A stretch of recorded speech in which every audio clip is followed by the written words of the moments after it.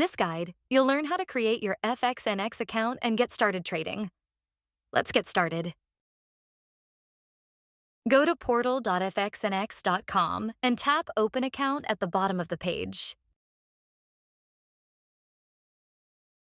The registration form appears. Fill in your name, email, phone, nationality, and password. You can also sign up with Google. Enter your details.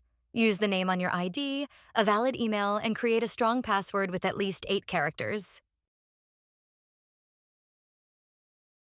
Check your email for a 6-digit verification code.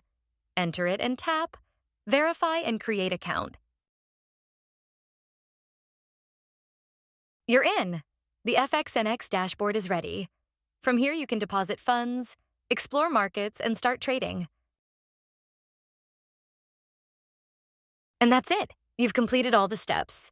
If you need any help, reach out via live chat on portal.fxnx.com. Happy trading!